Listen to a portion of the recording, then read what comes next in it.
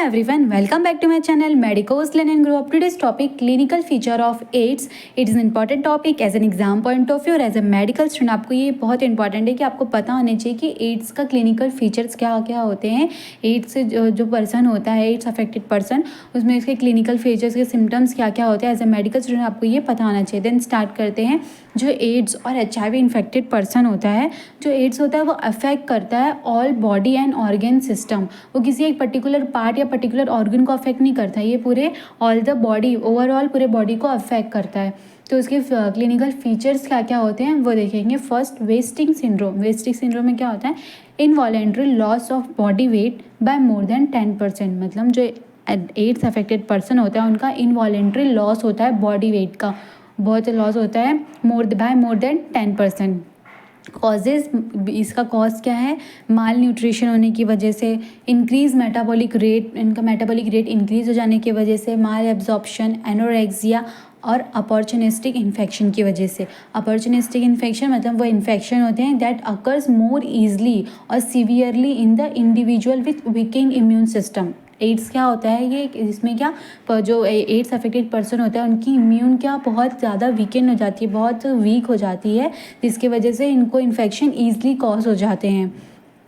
Persistent generalized lymphadenopathy, in short PGL बोलते हैं। इसमें क्या होता है? एड्स पर्सन में presence of enlarge lymph node कितना ग्रेटर देन 1 सेंटीमीटर होता है for more than 3 month without an obvious cause, बिना किसी ऑब्वियस कॉज के greater than 1 centimetre and more than 3 month का एक लिम्फ नोड जो रहता है प्रेजेंट रहता है, तो जिसको क्या बोलते हैं? प्रेसिस्टेंट जनरलाइज्ड लिम्फोडेनोपैथी, जो कि एड्स अफेक्टेड पर्सन में दिखेगा। उनके क्लिनिकल फीचर्स में देखेंगे तो उसमें दिखेगा।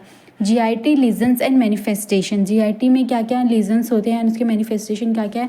क्रॉनिक वाटरी और ब्लडी डायरिया। क्रॉनिक वाटरी और ब्लडी डायरियाज होते हैं एड्स अफेक्टेड पर्सन में। ओरल कैंडिडाइसिस होती है। Anorexia, nausea, vomiting, mucosal ulcer, abdominal pain होगा और secondary tumour in GIT।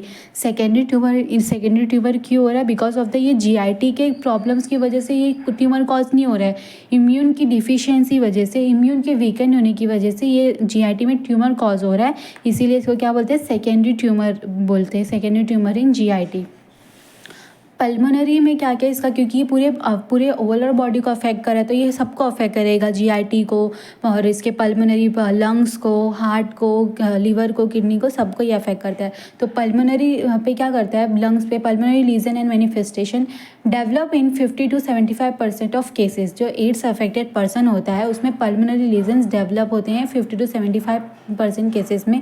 Major cause of death in HIV और एड्स, ये मेजर कॉज है डेथ का, पल्मोनरी लीजन्स मोस्ट ज़्यादा होता है 70 to 50% of the case of AIDS affected person में। Largely due to the opportunistic infection, क्योंकि इनकी जो इम्यून है बहुत वीकेंड हो जाती है, ऑटो इम्यून डिजीज़ ही है, तो इनमें इनका जो एड्स अफेक्टेड पर्सन होता है इनकी इम्यून बहुत वीक हो जाती है, जिसकी वजह से इन्फेक्शन इन्हें जल्दी कॉज हो जाता है। वो ऐसे infection are caused by organism, वो ऐसे ऑर्गेनिजम्स होते हैं जो अगर कोई स्ट्रॉन्ग हेल्दी पर्सन हो तो वो उसको कोई इलनेस कॉज नहीं करेगा, बट ये इनमें कॉज कर देता है एड्स अफेक्टेड पर्सन में, बिकॉज इनकी जो इम्यून होती है वो बहुत वीक हो जाती है, बहुत वीकेंड हो जाती है। कॉज क्या है? निमोनिया, लंग एब्सेस, ARDS मतलब adult respiratory distress syndrome, secondary tumours क्यों? Because of the immune deficiency की वजह से, इम्यून की कमी की वजह, वीकेंड होने की वजह से ये ट्यूमर कॉज हो रहा है, इसलिए इसको क्या बोले? Secondary tumour. Mucocutaneous lesions and manifestation develop in 50 to 75% cases of AIDS affected person में ये प्रेजेंट होता है। म्यूकोक्यूटेनियस लीजन एंड मैनिफेस्टेशन, उसमें क्या क्या हो सकते हैं? एरिथेमस रैशेस हो सकते हैं, seborrhoeic dermatitis, viral infection for example herpes, bacterial infection होंगे, fungal infections, cutaneous lymphoma. Haematologic lesions and manifestation, anaemia, decrease in blood, leukopenia, thrombocytopenia, platelets में डिक्रीज होएगा। फिर सेंट्रल नर्वस सिस्टम पे इस पर क्या अफेक्ट करेगा? Central nervous system lesions and manifestation, HIV encephalopathy, meningitis, lesions of spinal cord, peripheral neuropathy, lymphoma of brain. तो ये हर ऑर्गन एंड सिस्टम, पूरे ऑल बॉडी के ऑर्गन एंड सिस्टम को इन्वॉल्व करता है। And gynaecologic lesion and manifestation में क्या रहेगा? Candidal, cervical dysplasia, carcinoma cervix, PID pelvic inflammatory disease, और रीनल किडनी में क्या क्या इसका अफेक्ट रहेगा, renal lesions and manifestation, HIV associated nephropathy, pyelonephritis रहेगा, हेपेटोबिलियरी लीजन्स एंड मैनिफेस्टेशन। ये clinical features as a medical student आपको पता होना चाहिए कि कहाँ कहाँ पे ये एड्स का कैसे फीचर्स होते हैं, कैसे कैसे वो अफेक्ट कर रहा है।